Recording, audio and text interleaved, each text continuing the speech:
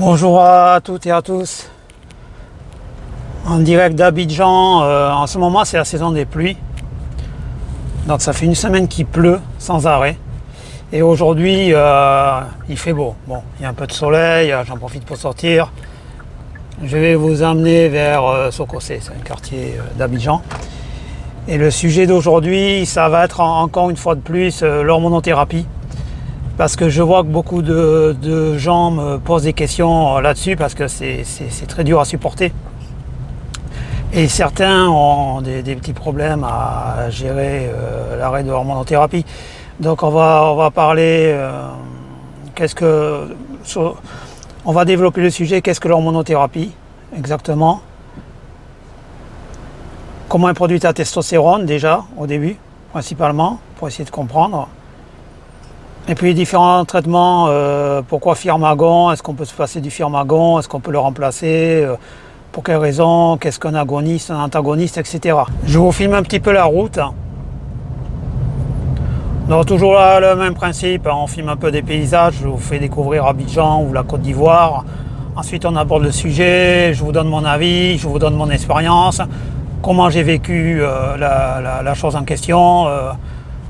Les trucs et astuces pour essayer de supporter, puis voilà. Puis le fait que vous voyez où je vis vous permet de comprendre un petit peu la discipline que j'ai dû développer. Parce que on m'a dit, aujourd'hui même d'ailleurs ce matin j'ai reçu un message, on m'a dit que j'avais une discipline de fer, comment je faisais, etc., que la personne n'arrivait pas. En fait, je suis obligé de jongler plus ou moins entre la France et la Côte d'Ivoire pour certaines choses. Et donc ça m'oblige à avoir une certaine discipline. Je suis obligé, si vous voulez, de gérer certains problèmes. Et donc la discipline s'impose d'elle-même. Si je ne suis pas discipliné, il y a tout qui se casse la figure et moi avec. Donc voilà pourquoi cette fameuse discipline. Et puis ici, je dois faire attention à pas mal de choses. Vous comprenez bien que les règles du jeu en Afrique sont différentes de celles de l'Europe. Chaque pays a sa façon de fonctionner. Voilà quoi. C'est pour ça que c'est bien de sortir de sa zone de confort. Il faut bien que vous compreniez que une fois mon traitement terminé, je vous ai expliqué que je l'ai fait à Avignon, mon traitement. Je suis parti directement en Côte d'Ivoire, dans un pays que je ne connaissais pas. Et donc j'ai dû m'adapter de façon très rapide. Je n'avais pas le temps de me plaindre ou de gémir ou je ne sais quoi. Et puis je devais me débrouiller quand même. D'ailleurs, beaucoup de Français qui ne voyagent pas ont des idées fausses, totalement fausses, erronées sur l'Afrique, des idées même hallucinantes, quoi. Il y a des gens qui s'imaginent que je vis au milieu des hippopotames et des lions, vous voyez bien, c'est une ville, Abidjan c'est une ville. C'est plus proche de Rio de Janeiro que de la brousse. Tout ça pour vous dire qu'il faut avoir les idées claires sur un sujet. Il ne faut pas parler d'un sujet quand on n'a pas les idées claires. Je pense que je suis habilité à parler de la Côte d'Ivoire parce que j'y vis depuis 4 ans maintenant. Pratiquement, ça fera 4 ans en septembre, donc je peux en parler. Donc je suis habilité également à parler du cancer parce que j'ai eu le cancer de la prostate. J'ai subi le traitement, radiothérapie, hormonothérapie, donc je peux en parler. Je peux vous donner mes ressentis. C'est plus que du ressenti. Je peux vous dire exactement comment j'ai vécu le truc. Donc je vous fais un petit peu voyager. Je pense que ça va vous dépayser.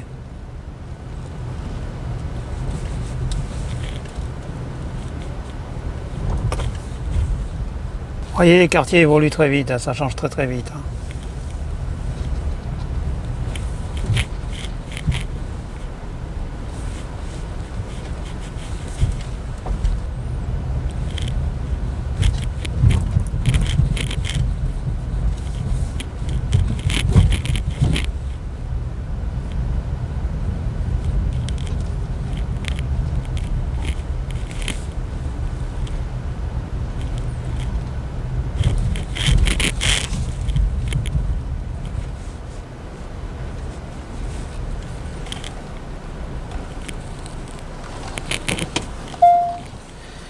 Vous comprenez aisément pourquoi il faut avoir une voiture, il faut avoir un SUV ici.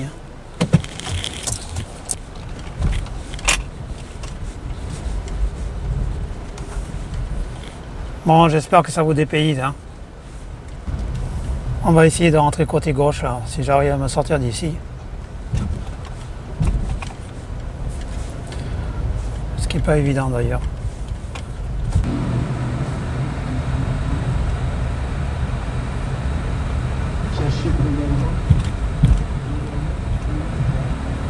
Je voulais rentrer à l'intérieur des quartiers, là. On va tenter le coup. J'essaie de vous filmer des endroits un peu typiques, que vous ne voyez pas tous les jours. On est d'accord.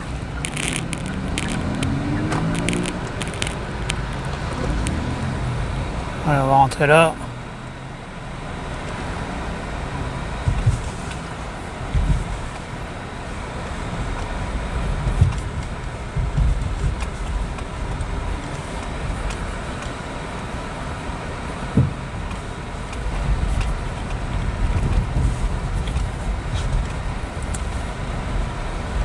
Je crois que je vais me retrouver bloqué sans pouvoir faire marche arrière. Il y a des gros cailloux partout.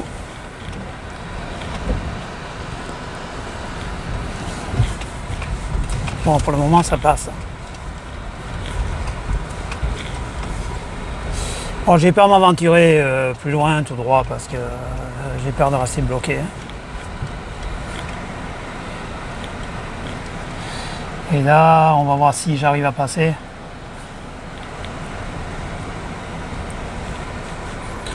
Après, il faudrait que j'arrive à passer à pied. Mais je connais pas ce quartier en fait. Ouais, je suis déjà venu 2 fois, mais voilà. Alors là, je vais pas passer là. Des gens qui vous parlent de l'Afrique, ils savent rien du tout. Donc moi, je vous montre un petit peu tous les quartiers, les beaux hôtels, les beaux quartiers, puis les quartiers moins beaux, et puis voilà. Je vous montre la réalité, je veux dire.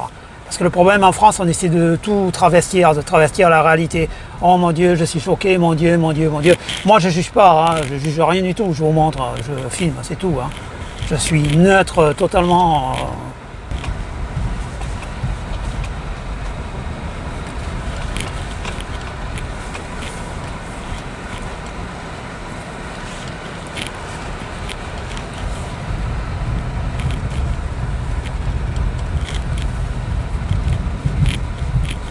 Bon voilà, je pense qu'on a fait le tour. Par contre, je suis en train de me perdre. Parce que tout se ressemble.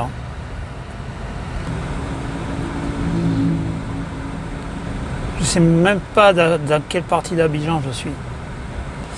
Je suis arrivé au bout de la rue, elle est fermée. Bon, on va retourner. Bon, je suis revenu chez moi. C'est plus tranquille là, pour parler. Alors, je vais vous montrer un truc. Je sais qu'en Europe, vous manquez de pluie. Je vais vous montrer la puissance des pluies ici.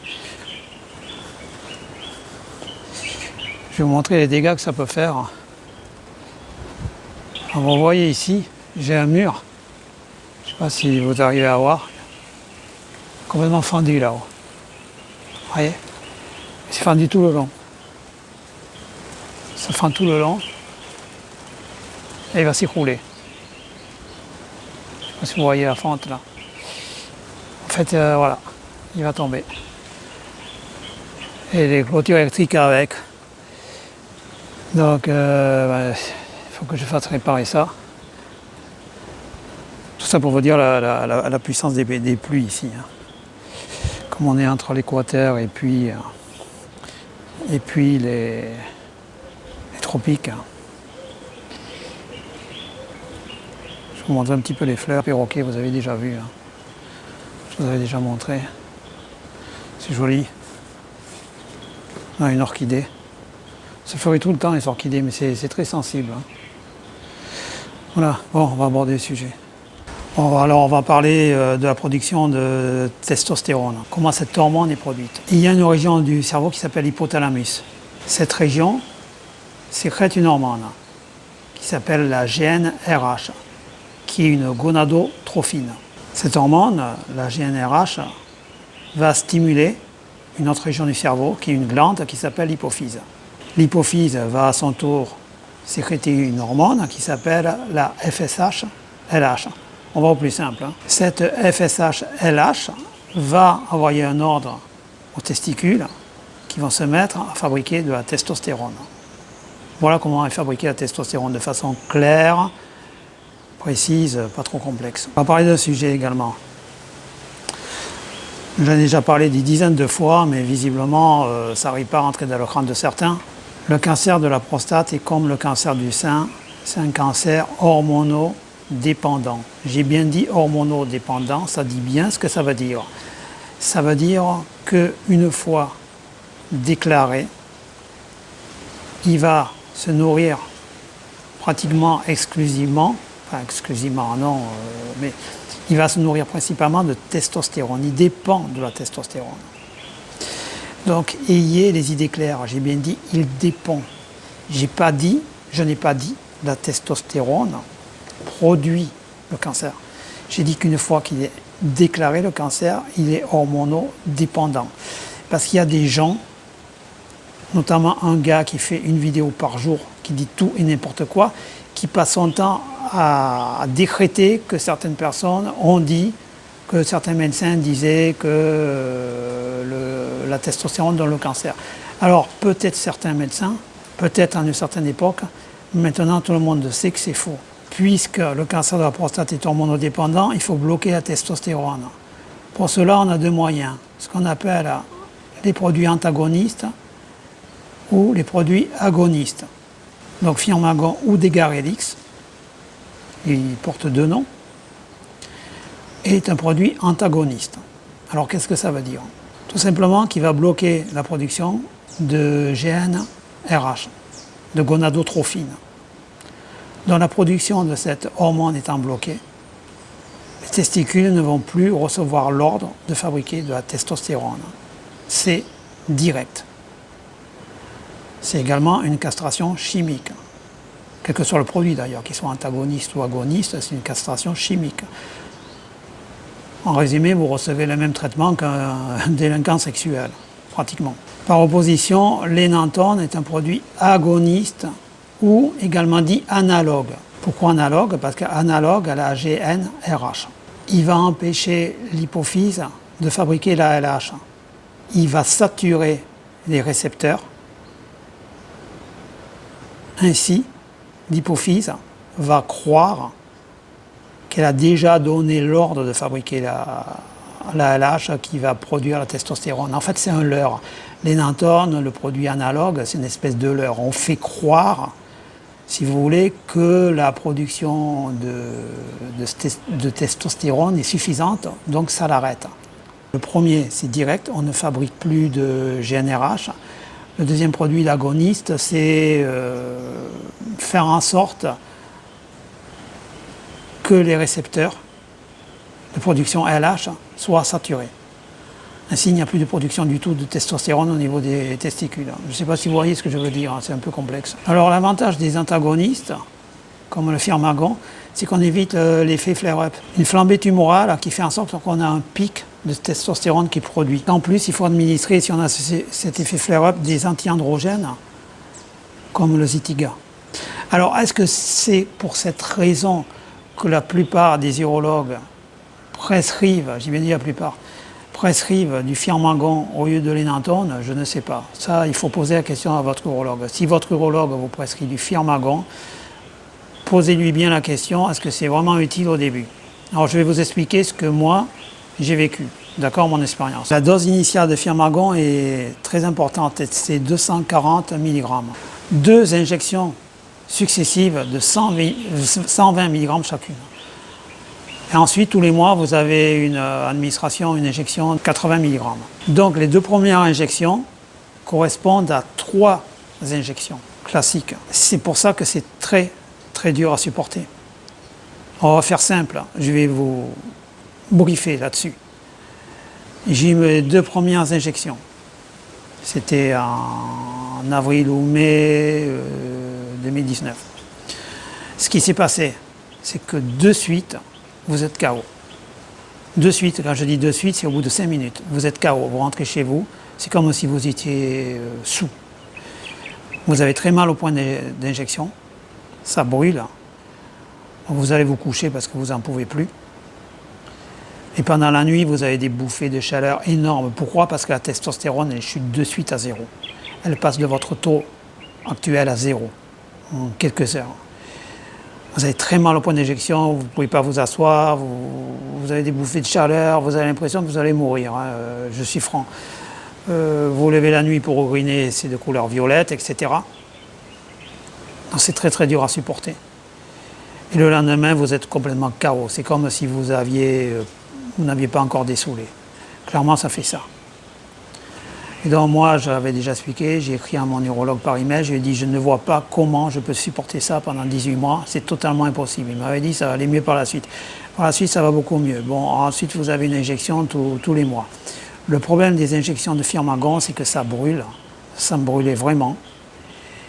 Et ça fait des nodules au niveau des points d'injection, j'en avais déjà parlé. Ça fait comme des boules, comme des petites boules de ping-pong sous la peau. Et c'est gênant, c'est douloureux, c'est une douleur irradiante qui vous brûle. Donc moi, au bout de 3 mois, je suis allé voir mon oncologue et je lui ai dit, j'en peux plus de ce produit, il faut me trouver autre chose. Donc il m'avait trouvé Enantone. Alors Enantone, c'est la Rolls à côté. Vous enlevez les 90% des effets négatifs, vous les enlevez. C'est pour ça qu'il y a notamment un gars sur internet, j'ai vu, qui ne supportait pas le Firmagon et qui s'est fait pratiquement castrer physiquement, qui a enlevé la partie des testicules, qui a fait enlever la partie des testicules qui produisent la testostérone. Avant d'en arriver là, parce qu'on le fait, je vous l'ai dit, on le fait en Afrique pour les gens qui ne peuvent pas se poser, qui peuvent pas se payer les doses, hein, des Enantone de Firmagon. De toute façon, il n'y en a pas des Enantone de Firmagon ici, je me tiens renseigné, il y a un autre produit. Il faut savoir que le Firmagon, c'est plus de 250 € la dose d'injection, et les Enantone, je crois que ça tourne autour de 400 ou 500 €. Hein. Ça coûte très cher. Hein. Donc moi, ce que je faisais, j'étais allé voir une pharmacie à Avignon, je lui ai bien expliqué que je vivais en Côte d'Ivoire, ils me commandaient les doses pour 6 mois. J'allais là-bas tous les 6 mois et je ramenais mes doses. Donc c'est un gros capital, je veux dire, mais c'était remboursé, donc j'avançais même pas l'argent avec la carte vitale. Au début, j'avais la carte vitale, j'avançais pas l'argent. Quand je suis passé à la CFE, je me rappelle plus du tout comment j'avais fait. Je crois que j'avais gardé assez de stock. Voilà, j'avais mon stock. C'est pour ça qu'il ne faut surtout pas les perdre ou les casser parce que c'est catastrophique. Suivant où vous vivez, s'il n'y en a pas sur place. On m'avait proposé à Abidjan de tester notre produit, je ne veux pas. Je ne suis pas un bêta-testeur, moi, non. Je ne voulais pas. Là, j'ai dit je continue avec Enantone. Il y a certaines personnes qui m'ont dit qu'ils avaient des effets secondaires après l'arrêt de l'hormonothérapie. 10 jours après, ils avaient toujours des effets secondaires. Pour être franc, le seul effet secondaire que j'ai noté chez moi, même des années après, c'est une fatigue récurrente. Voilà. L'hormonothérapie m'a affaibli. Et puis c'est très dur à supporter mentalement parce que vous savez que la différence entre un homme et une femme, c'est les hormones. Hein. C'est ça qui crée l'homme ou la femme. C'est les hormones. Et pendant 18 mois, je n'avais plus de testostérone, donc je devais avoir une discipline de fer pour ne pas prendre de poids, pour rester bien dans ma tête. Et malgré tout, je ne restais pas bien dans ma tête. J'étais en pleine dépression, déprime. Je me suis filmé d'ailleurs. Je vous engage à regarder une de mes vidéos que j'ai fait dans le parc de la fac d'Abidjan, où j'étais totalement déprimé. J'étais dans la forêt en train de pleurer pratiquement. Et après, ça m'avait passé. D'ailleurs, j'avais dit dans ma vidéo, j'avais dit, excusez-moi, j'ai eu une crise là. Et vous avez des peurs de crise, c'est pour ça que c'est très dur à supporter, donc ne paniquez pas. Alors, je sais que l'urologue me l'avait proposé d'ailleurs, on peut faire une injection tous les 3 mois, au lieu de tous les mois. Personnellement, j'ai refusé. Pourquoi? Parce que je voulais rester dans un état d'esprit constant. Pour moi, je pensais que, je ne sais pas, je n'ai pas testé, mais qu'au bout de 3 mois, la testostérone remonte, vous êtes bien, et clac, à nouveau une castration chimique et vous rechutez, vous remontez, vous rechutez. Moi, je préférais tous les mois, c'est-à-dire c'est lisse. C'est-à-dire les effets sont lissés. À mon avis, moi, j'ai testé que sur un mois. Voilà, j'espère que j'ai été clair. Je dois partir dans 15 jours encore pour la France, parce que j'ai tout le temps des affaires à régler en ce moment. Après, ça va être beaucoup plus calme, hein. Je rentrerai beaucoup moins souvent. Ensuite, ensuite je pars pour les Pyrénées, je pars pour l'Espagne, hein. Donc j'essaierai de vous faire une vidéo là-bas et par la suite je reviens à Abidjan. Et au mois d'octobre, je dois partir au Népal. Voilà. Donc je suis pas mal en déplacement. J'espère que ça vous aura plu, que ça vous aura éclairci les idées. Je sais que c'est dur, mais restez disciplinés. Donnez-vous un programme. Ne vous montez pas la tête avec toutes les bêtises qu'on voit sur Internet, d'accord? Ne croyez pas qu'on vous injecte un produit pour vous tracer, comme les vaccins. Moi, ça me fait rire, ça, les complotistes. Alors, les mecs, ils disent, ah oui, on vous injecte un vaccin, mettons le vaccin contre la polio, pour vous tracer. Mais vous savez, j'ai discuté avec des gens qui faisaient la radiothérapie avec moi. Il y avait une dame, elle travaillait, elle était employée dans une boucherie d'une grande surface. Vous croyez vraiment que l'État va tracer cette dame? Vous croyez vraiment qu'elle intéresse l'État? Ne vous prenez pas parce que vous n'êtes pas. Je veux dire, l'État, il s'en moque totalement de vous. Il n'en a rien à faire de vous tracer. De vous tracer, vous ne l'intéressez pas. C'est aussi bête que ça, hein. Cherchez pas compliqué dans les complots.